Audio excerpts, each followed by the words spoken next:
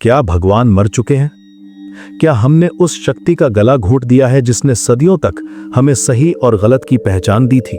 Mind over myth के आज के इस बेहद गहरे और शायद थोड़े डरावने एपिसोड में हम किसी धर्म की नहीं बल्कि उस आधार की बात करेंगे जिस पर पूरी इंसानियत टिकी थी। फ्रेडरिक नीत्शे ने जब ये कहा था कि गॉड इज डेड, तो वो कोई एथीस्ट प्रोपेगेंडा नहीं फैला रहे थे। वो एक ऐसी तबाही की भविष्यवाणी कर रहे थे जिसे आज हम 2026 में अपनी आंखों से देख रहे हैं। आज का ये वीडियो सिर्फ जानकारी के लिए नहीं है, ये आपके अस्तित्व को हिलाने के लिए है। अगर आप सच सुनने की हिम्मत रखते हैं तो अंत तक बने रहिए, क्योंकि आखिरी 5 मिनट में मैं आपको उस अंधेरे का समाधान बताऊंगा जिससे पूरी दुनिया भाग रही है। इतिहास के पन्नों को पलटिए। हजारों सालों तक ईश्वर सिर्फ एक नाम नहीं था, वो एक कंपस था। अगर समाज में न्याय होता था तो इसलिए क्योंकि ऊपर कोई देख रहा है। अगर कोई गरीब अपनी गरीबी सहता था तो इसलिए क्योंकि उसे उम्मीद थी कि अगले जन्म में या ऊपर की अदालत में इंसाफ होगा। लेकिन फिर आया 18वीं और 19वीं सदी का एनलाइटनमेंट। गैलीलियो, डार्विन और न्यूटन जैसे वैज्ञानिकों ने जब ब्रह्मांड के रहस्यों से पर्दा उठाया तो धीरे धीरे स्वर्ग और नर्क की दीवारें ढहने लगी।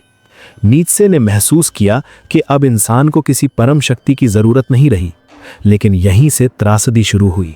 नीत्शे ने कहा था, हमने उन्हें मार दिया है, तुमने और मैंने, हम सब उनके हत्यारे हैं।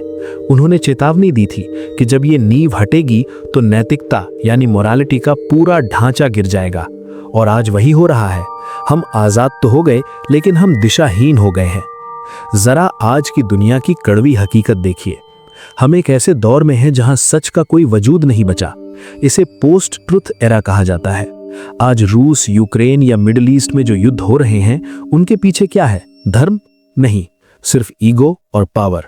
नीत्शे ने कहा था कि जब भगवान की मौत होगी तो लोग निहिलिज्म यानी शून्यवाद के गड्ढे में गिरेंगे। शून्यवाद का मतलब है ये मानना कि कुछ भी मायने नहीं रखता।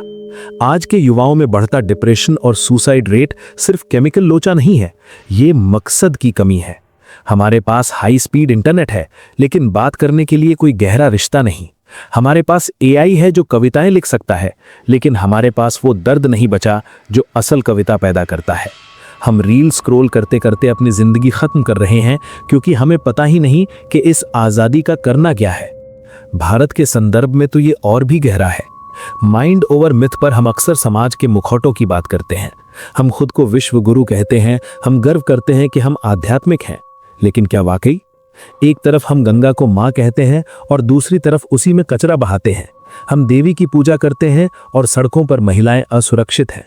हम सन्यासी को सम्मान देते हैं, लेकिन अपने बेटे को सिर्फ पैसा कमाने वाली मशीन बनाना चाहते हैं। ये क्या है?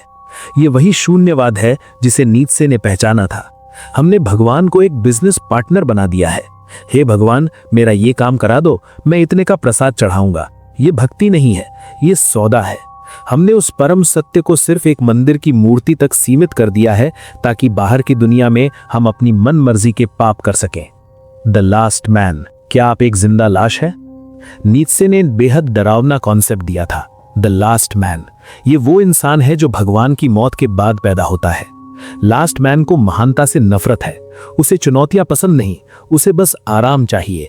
वो कहता है, हमने खुशी ढूंढ ली है, फिर अपनी आंखें झपकाता है। आज के कॉर्पोरेट कल्चर को देखिए।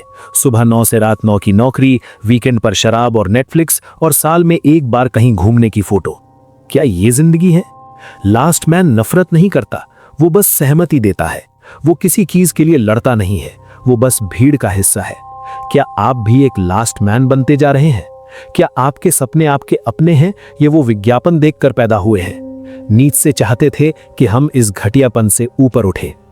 आज की ताजा खबरों पर गौर कीजिए। दुनिया भर में कैंसल कल्चर चल रहा है। लोग छोटी छोटी बातों पर एक दूसरे को खत्म करने पर तुले हैं। क्यों? क्योंकि जब बड़ा भगवान चला गया तो हर इंसान खुद को भगवान समझने लगा है। सोशल मीडिया के लाइक और कमेंट हमारे नए ईश्वर बन गए हैं। हम डेटा के गुलाम हैं। कैम्ब्रिज एनालिटिका जैसे कांड हमें बताते हैं कि कैसे हमारी सोच को एल्गोरिदम कंट्रोल कर रहा है। नीत्शे ने कहा था कि जब धर्म जाएगा तो लोग पॉलिटिकल विचारधाराओं को अपना नया धर्म बना लेंगे। आज यही हो रहा है। लोग अपनी पार्टी या अपनी विचारधारा के लिए वैसे ही कट्टर हो गए हैं जैसे कभी धर्म के लिए थे। तर्क मर चुका है, सिर्फ शोर बाकी है। तो क्या हम हार मान ले? नहीं, नीत्शे ने समाधान दिया था, ओबरमेंश या द ओवरमैन। ओवरमैन वो है जो इस खालीपन को देखता है, मुस्कुराता है और अपना खुद का अर्थ पैदा करता है। वो भेड़ चाल नहीं चलता, वो खुद के कानून बनाता है और खुद उनका पालन करता है। ये रास्ता कांटों भरा है। इसके लिए आपको समाज से, अपने परिवार से, यहां तक कि अपने खुद के पुराने वर्जन से लड़ना होगा। एक शेर की तरह बनिए। पहले ऊंट बनिए जो बोझ ढोता है, शिक्षा और संस्कार। फिर शेर बनिए जो पुराने नियमों को फाड़ देता है, और अंत में एक बच्चा बनिए जो अपनी दुनिया को नए सिरे से गढ़ता है। बच्चा क्यों? क्योंकि बच्चा पास्ट के बोझ से आजाद होता है, वो खेल में यकीन रखता है। अंत में मैं आपको नीत्शे के सबसे ताकतवर हथियार के बारे में बताऊंगा, अमोरे फाती। इसका मतलब है अपनी नियति से प्यार करना, अपनी हर चोट, अपनी हर नाकामी, अपने हर आंसू को गले लगाना। ये कहना कि अगर मुझे ये जिंदगी दोबारा जीनी पड़ी तो मैं इसमें एक छोटा सा बदलाव भी नहीं चाहूंगा। क्या आप में ये कहने की हिम्मत है? हम अक्सर कहते हैं कि मेरे साथ ही ऐसा क्यों हुआ। नीत्शे कहते हैं, खुश होइए कि ये आपके साथ हुआ, क्योंकि इसी आग में तपकर आप ओवरमैन बनेंगे। समाज आपको तोड़ना चाहेगा, आपको नॉर्मल बनाना चाहेगा, लेकिन आपको असाधारण बनना होगा। दोस्तों, माइंड ओवर मिथ का ये एपिसोड शायद आपको बेचैन कर गया होगा, और मेरा मकसद भी यही था। शांति तो शमशान में भी होती है, हलचल जिंदा होने की निशानी है। अगर आपको लगता है कि आप भी उस लास्ट मैन की भीड़ से बाहर निकलना चाहते हैं, तो इस वीडियो को उन 3 लोगों के साथ शेयर कीजिए जो सिर्फ सांस ले रहे हैं, जी नहीं रहे। कमेंट में लिखिए आई चूज टू क्रिएट, ताकि मुझे पता चले कि कितने लोग इस नीत्शे ट्रैप से बाहर निकलने को तैयार हैं। सब्सक्राइब कीजिए अगर आप अपनी सोच की बेड़ियां तोड़ना चाहते हैं। याद रखिए, भगवान मर चुके हैं, अब ये आप पर है कि आप इस खाली कैनवस पर कौन सी तस्वीर बनाते हैं, एक कायर की या एक विजेता की। मैं हूं आपका दोस्त, अगले वीडियो में फिर मिलेंगे। नमस्ते।